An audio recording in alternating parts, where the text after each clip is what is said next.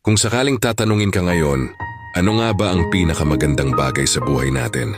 Maraming tao ang sasabihin na pera, kotse, bahay, negosyo, at kung ano-ano pa.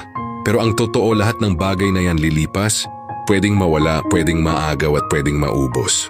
Ang tunay na pinakamagandang bagay sa buhay ay yung mga bagay na hindi kayang bilhin ng pera.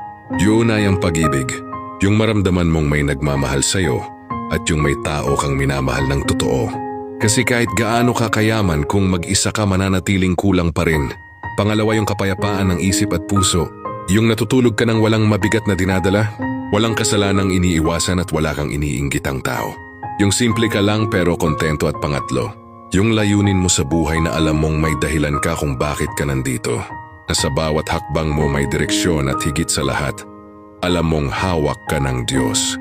Sa huli, ang pinakamagandang bagay sa buhay ay hindi nakikita sa mata, kundi nararamdaman ng puso, pagmamahal, kapayapaan at pananampalataya.